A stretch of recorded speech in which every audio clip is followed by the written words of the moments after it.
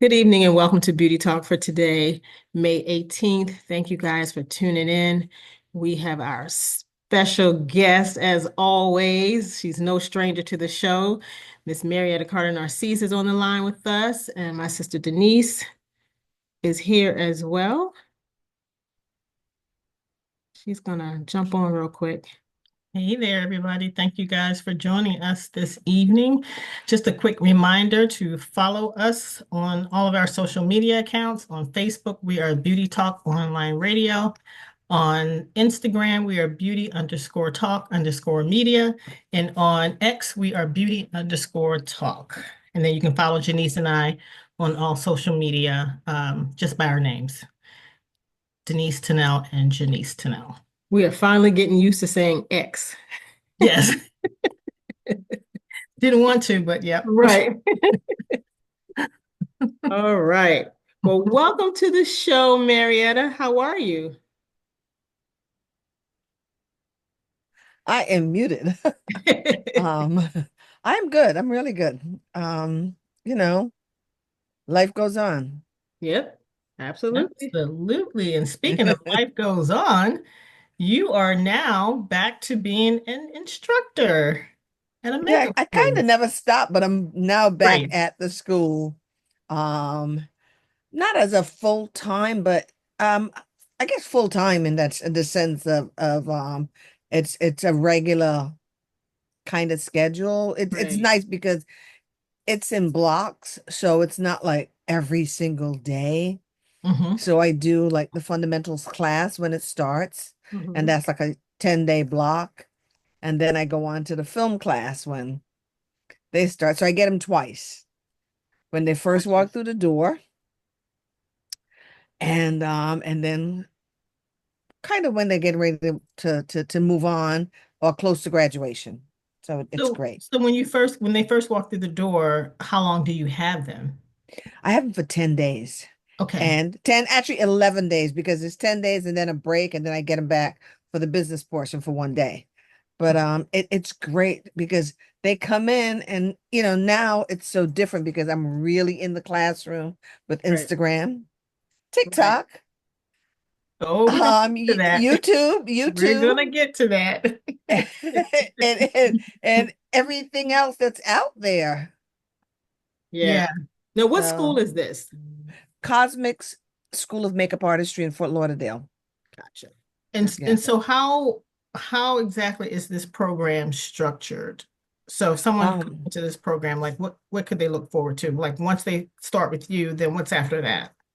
then they go, I do the real fundamentals of literally the facial structure, um, the anatomy, the how to set up your station, your tools of the trade, um, how to match skin tones, Yes. how to create foundations to match the range of beautiful hues that we have.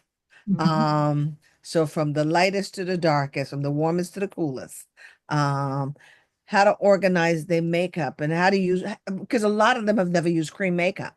So how to use cream Mm. makeup to really sculpt the face. Oh, wow. Um, how to use the powder puff. Um, Blotting tissues, literally setting up that station so it looks like a professional, how to Right. stand properly, how to organize their kits, all the items in their kits, how to add to it, how to do a kit inventory. And then I have them research. Wow.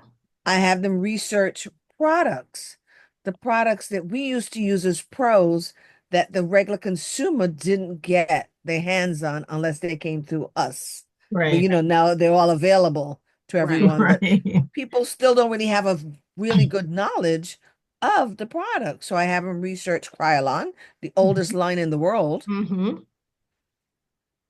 because their palettes are a palette that because let me backtrack. I taught there for 10 years straight. Mm-hmm. And then I left for 5 years. Okay. And now I'm back. So it's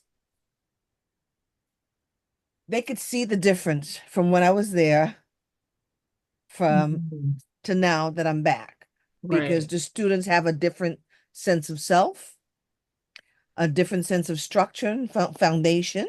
Mm-hmm. Um, they're better at matching skin tones. They're more organized. They know how to work in organized chaos.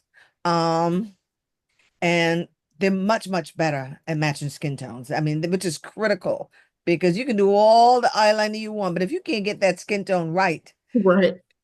forget all the other stuff. And so it's really Right. teaching them how to pull the right things from trends and not follow trends. Right. Right. So it's a whole, for these kids, it's so different. It's so different because they've never heard most of what I've said before. They're like, really? You're going to show me how to work with creams?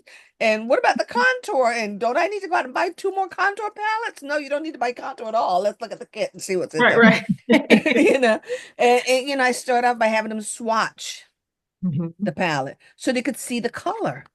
Right. They've never done anything like that. You know what I mean? Right. They've never worked with the creams. They don't understand the range. There's 24 colors that they're working with.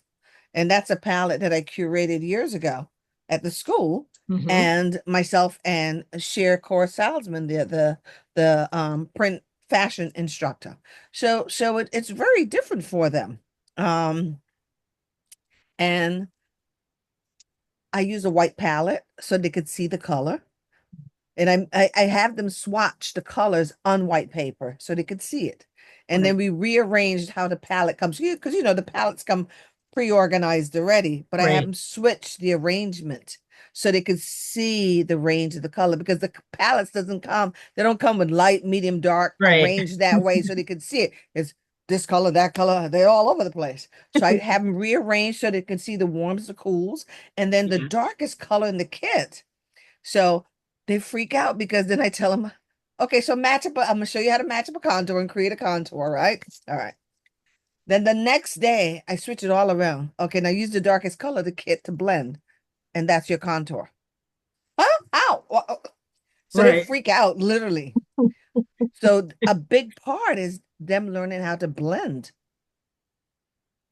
and realizing that they don't need to have 500 products, that they can go on and build a professional career with what they've got in front of them if they Right. understand how to use it. I showed them how to color correct. And the biggest challenge I think most people have, I don't think it's even matching darker skin tones. I think it's matching pink tones Hmm. because I can see everybody that. wants to take a pink tone and make them yellow, Exactly. some assorted shade of yellow. Instead of keeping them pink. Exactly. It's like we got to color correct. Do you color correct? Color correct what? What am I color correcting? Right. So we color correct this pink and all the red and the readiness we see. So what are we gonna do with the rest of the body? Mm.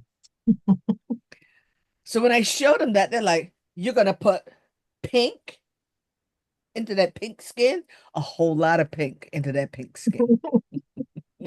Red, a whole lot of red into that rosacea and sunburn." And they look at me like I've got 10 heads. But then when they do it and they see it for themselves, they go, "Oh, I can't believe that that actually works." So it's dealing with all the things that they come in with. Wow. There's so many things to correct and adjust in their frame of mind and how they think. And I mean, it's just so interesting, and how to deal with darkness under the eyes and hyperpigmentation and vitiligo and tattoos and stuff. So it's so much for them in a very short period of time. Yeah. I mean, I'm So, I'm getting all kinds of questions from what you're saying, but I'm trying to pace myself because so it's challenging. It's challenging for me because the, they're younger. So I have to meet them where they are. So I that's have to right. be strong on what's going on Instagram and TikTok and YouTube and a lot of the trends and stuff. So it's like I approach teaching in a whole different way, I think, than most people do. And and even in comparison to the other instructors in the school. And it's because I don't see black and white. I see assorted shades of pinks and reds and yellows and greens and Right. and deep rich skin tones but I don't see black and white. Right.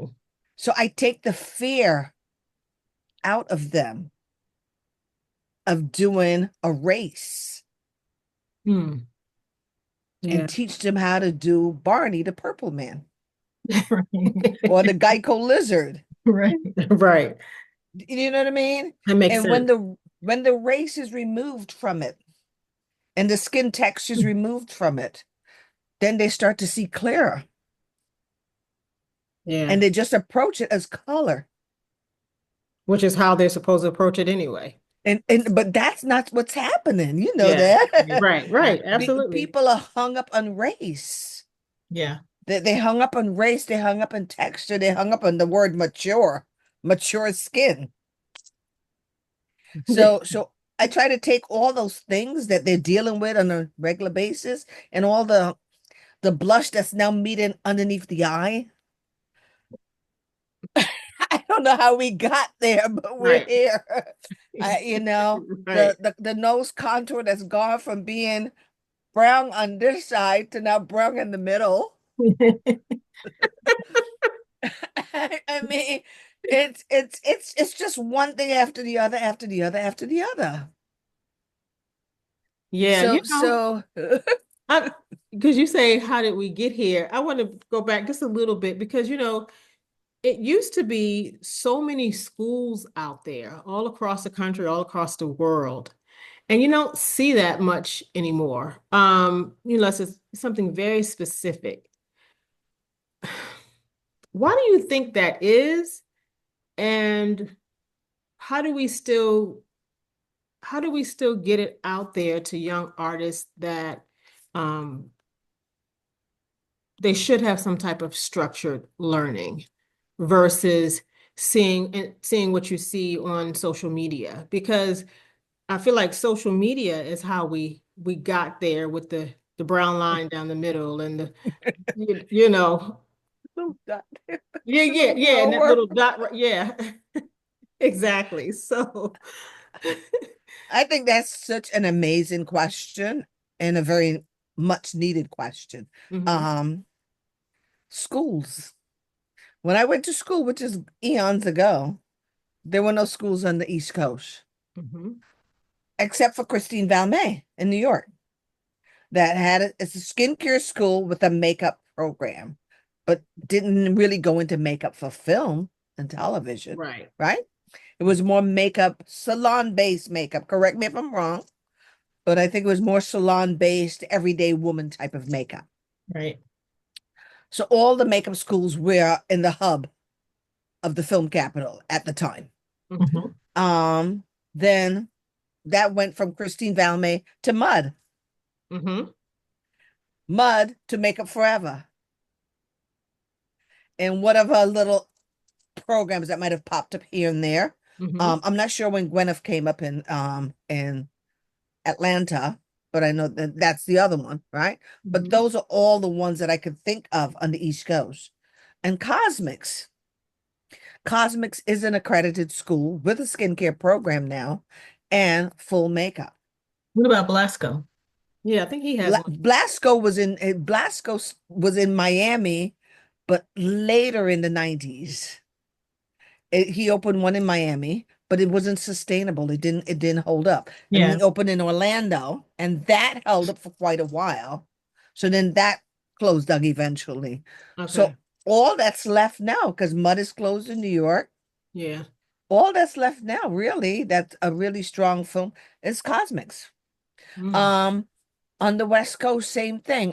The one that I went to make Elegance International Academy of Makeup Artistry had a really strong program, 10 months. Oh wow. 10 months. Cinema Academy, hmm Westmore Academy, and Mud. Mud is still there. But the So they're still in programs, LA, but they closed in New York. yeah, they closed in New York, yeah. Gotcha. But a lot of the programs seem to have kind of, I don't know if lack of good instructors. hmm Um, Obviously it has something to do with the internet and the change in dynamics of the landscape with Yeah. film and television. Right. I don't think it's one specific answer, Hmm. but I think, like you said, Janice, it's critical that people understand that they have to have some type of structured learning if they're really going to make it in film, especially in film and television.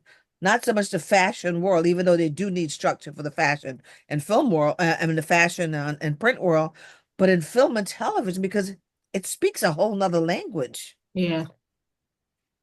and you're not doing fashion makeup. Right. You're doing makeup. You're telling a story. Right. It's character driven. You're telling a story. So you're more than just a makeup applier. And I think what's happened is we have gone from the word makeup artist to really the internet is plagued with makeup appliers. It's permeated with makeup appliers. Yeah. I do not refer to many of them as artists. I am not knocking the self-trained artists because there's some brilliant self-trained artists out there. Um, but your perception of being able to do it on yourself and translate it onto somebody else is completely different. And I think that that's where we go back to having that structured training Hmm. because your face structure and my face structure are different. So when I put that blush up here on me, or I put that highlight here on me, if my forehead is this big and I put that highlight here, I've now taken something that is this big already and make it bigger. Yeah. Contour, you contour me, and my hairline is now on top of my eyebrows. Right. You know, or Right. I put that the usual that highlight here, that highlight here, that highlight here, that highlight here. Now you've taken my face and stretched it out. Or you're no longer going under the cheekbones to apply the contour. Now the contour is up here on top of the where the blush should be, almost Right. where the highlight is to be. That's where the contour is now. So by not understanding how to do all these things, we're stamping, we're rubber stamping, cookie Yep. cutter. Is that Yep, called cookie paint by cutter. numbers? Yeah. Yeah. Yeah. And it's sad because, you know, one of the students said to me in the film class the other day, which was, I guess, the biggest compliment I could have gotten. She said, it'd be a shame for you to die and take all that knowledge with you. Wow. And that really hit me hard. So I think it's important for people like us to really pass that information on Hmm.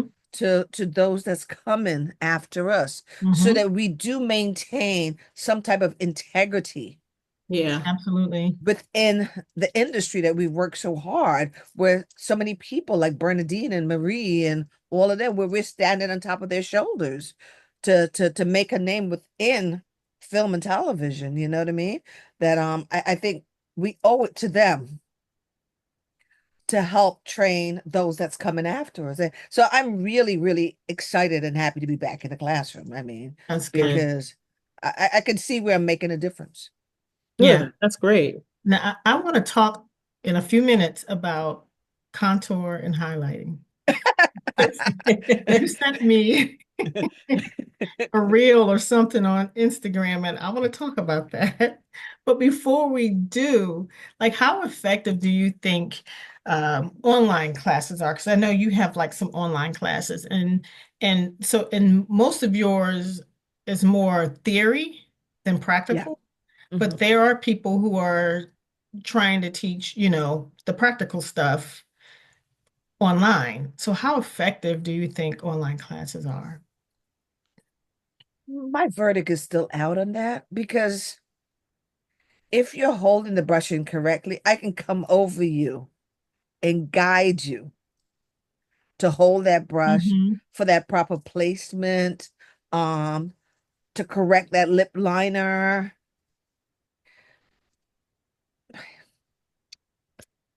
I don't know.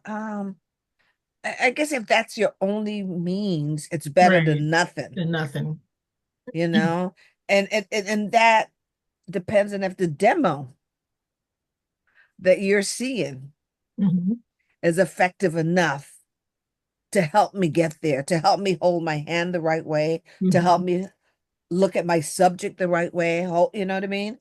All of those things, because the good thing about hands-on is that I can go behind you in that classroom and adjust that head to suit, adjust your posture, and then get you in the right angle. It's a little difficult to do it. It requires the person who's teaching online to have that insight on how to teach, because the challenge that's happening is they're brilliant artists out there, really wonderful artists, and they can do that on somebody else.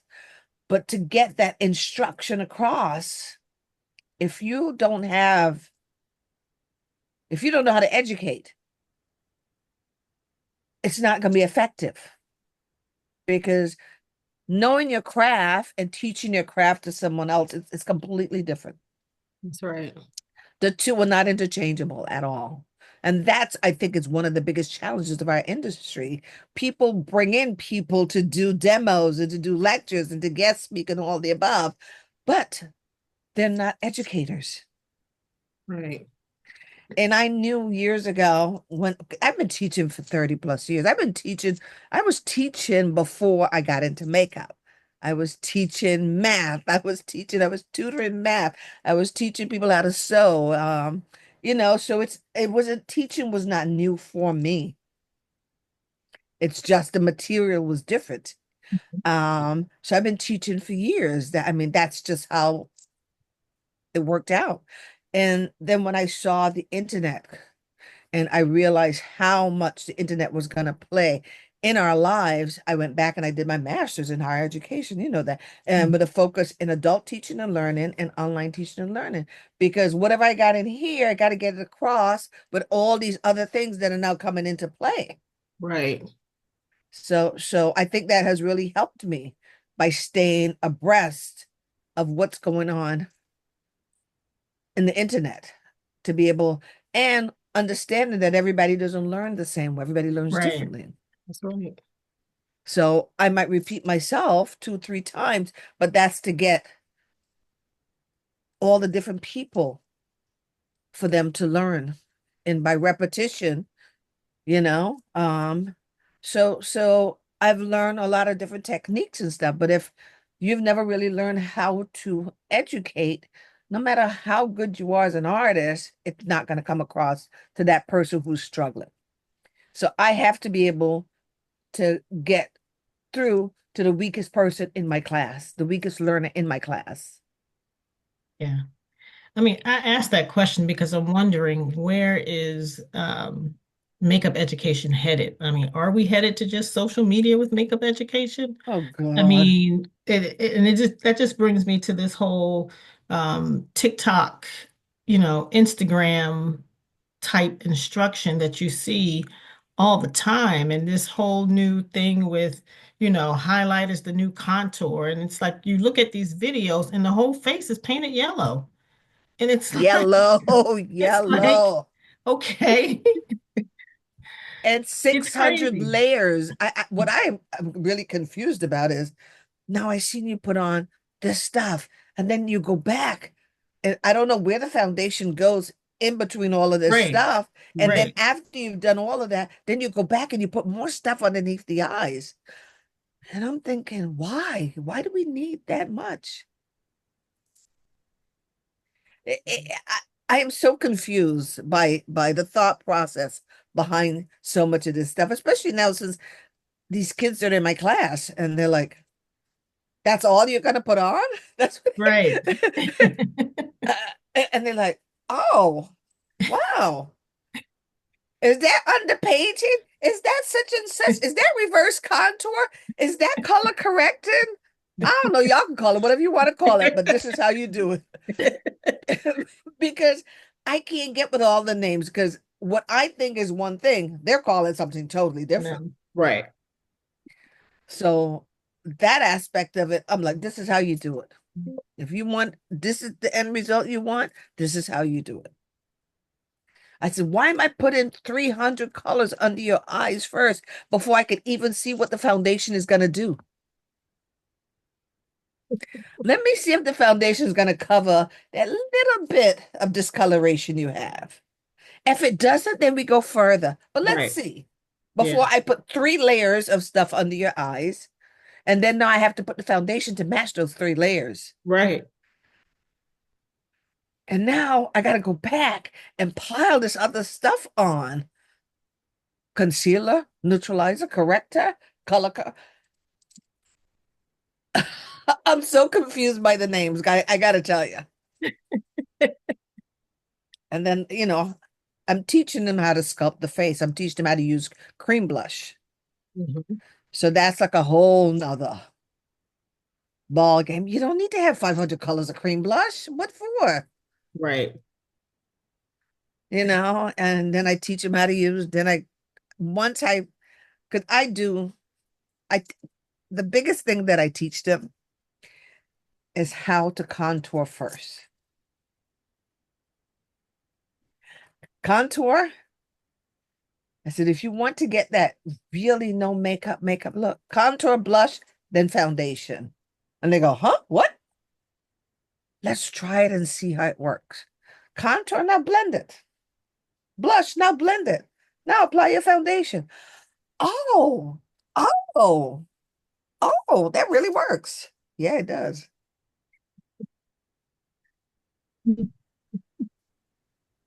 So, so I teach them all the basics, how to neutralize those discolorations underneath the eyes, around the eyes, how to deal with opacity on an eyelid. Some people have a lot of not opacity, how to deal with translucency. I stand corrected. On the eyelids, like, somebody who's really light and fair skin and you can see everything through the eyelids. The Mhm. eyeshadow color is no longer opaque when you put it on. So how to correct that translucency so that the eyeshadow looks good when you put it on, you know, things like that. So I don't go in, I'm not teaching the eye makeup per se. Do you know how to go in and really build that eye? I take them to that point, then somebody else comes in and teaches them all the liner and all the other Mm. stuff. Mhm. I take them through rigorous exercises of getting there so that that complexion matches, to even out the lips, to even out the eyes and sculpt all that just with foundation and highlight and shadow and placement, proper placement and stuff. Then when I get them for film, they've gone through all the print work, all of that stuff. And then we're talking about the hierarchy of film, how to work on a film set, the terminology, all the different who's who on a set, all these different things. And the application, they did get to do more research. Let me back up. Let me back up real quick. In that beginning class, I have them research a lot of different names in the industry, print and film, fashion, so that they know who these people are. How you gonna play in my sandbox and you don't even know who I am? So I pull out names who've been a big part of our industry, and I have them research them. The foundations, I have them research the Krylon and Cinema Secrets and RCMA and Graftobian and Make It Forever and Tuttle and all of them. I have them research all of those products so they could understand. I have them research the beauty supplies that cater to film and television Mhm. so that they understand where they get their products and how they get their products and who caters to us and why they cater to us and all the above.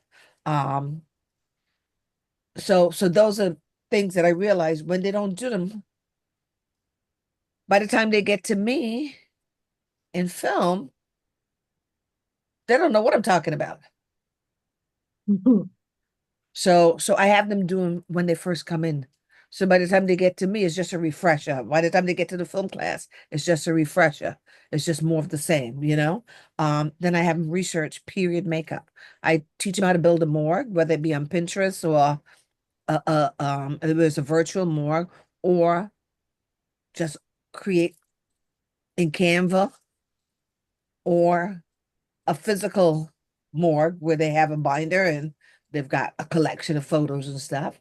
I have them do period research. And when they first start with me in film, day one, they get a script to break down, and Hmm. they get to read that script from the beginning all the way through so that they understand what it's like to read a whole script and not just part of it.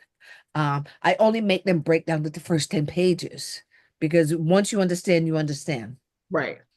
But I give it to them from day one. So they have a period, they have the whole weekend, they have a chance to really read and digest it. And if they don't like it, they can change it to another script that I have in the classroom. So I teach them how to break that down. Day one, I also give them, I put all these amazing characters from different periods. So, and I break them down, put them in a little cup, and then they have to pick one. So they get like maybe a Sophia Loren, a classic look of Sophia Loren, a Gina, uh, um, Bridget Bardot's classic look, or Tamara Dobson as Cleopatra Jones, or Josephine Baker, her one of her famous looks. Dorothy Dandridge in Carmen, Elizabeth Taylor in Cat on a Hot Tin Roof. So they have a chance to pull one of these iconic characters, you know, Diane Carroll and Julia, all of those. So they have to research and create a face chart and come up with a photo and stuff. And then by the end, that's their final project.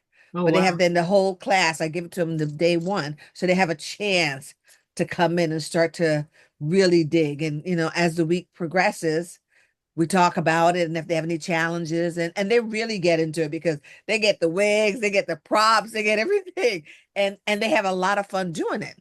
And then we watch, they get a chance to watch a whole movies. I watch things like Guess Who's Coming to Dinner so they could see actual 1960s makeup. Nice. Because or and To Serve with Love. Then they go across the pond so they can see what the makeup actually looked like in England.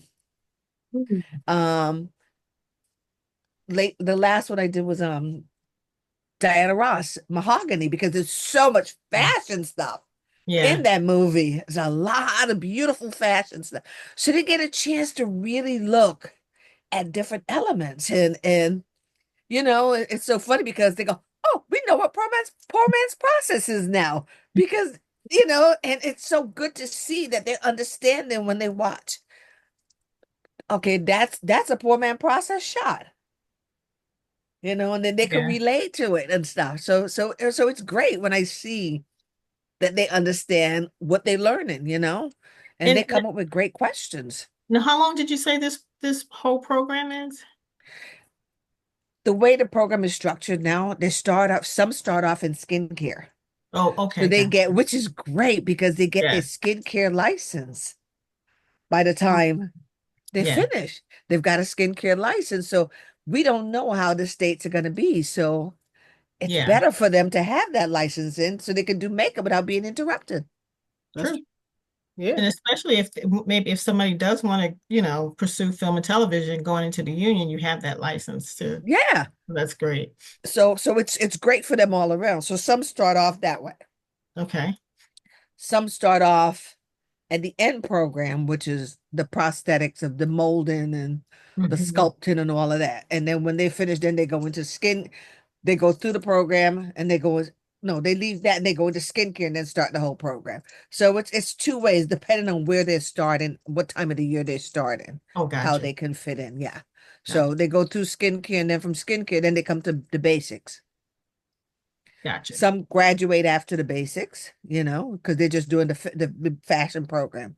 So, and some go on and do so the whole program, I think, is maybe 5 months.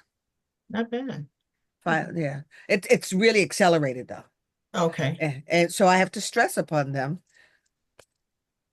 you know, you can't miss. You can't miss. You missing a day is like missing a week.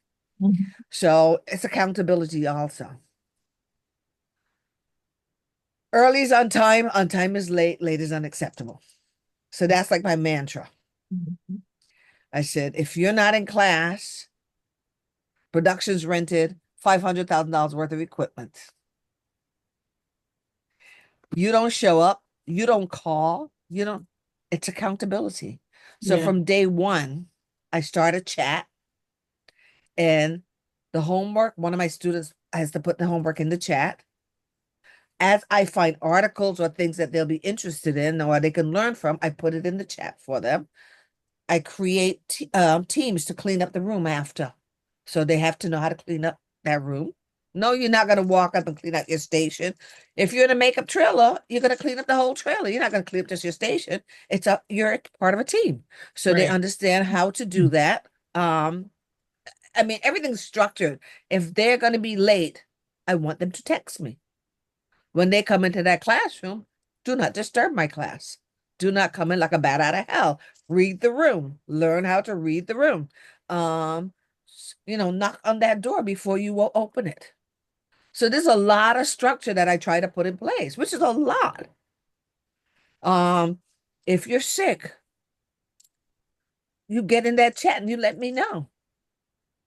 So I could see the difference. I'm running late. My car stalled in the middle of the street. All of those things I'm getting now. Didn't happen before. Mm. They just didn't show up. Wow. No phone call, no nothing. They just didn't show up. So it's putting a lot of structure and discipline in place and accountability Hmm. and understanding this is an industry that's not for the faint of heart. That's right. All the bad habits you create here are the ones you're going to take outside with you. Right. Right. They're not going to change. You can tell me all you want to tell me. It ain't going to change. It's tough because I'm putting a lot into a very small period of time. So Right. like my notes, this is the first day. Oh, wow. This is the first day of what I go through. How many pages is this? It's like one, two, three. It's 5 pages of notes of what the routine is, of what they have to do in class, how they do their homework, to be organized, hygienic practices, classroom setup, classroom everything. Let me ask you, Um, Marietta, do you have time for a part two? sure. I mean, today? Yeah. Or Okay, just or 15 more minutes to ask for some more sure. questions? Okay, well, we're getting ready to run out of time, so we're gonna come right back and ask a few more questions before we let you go. Okay. Okay.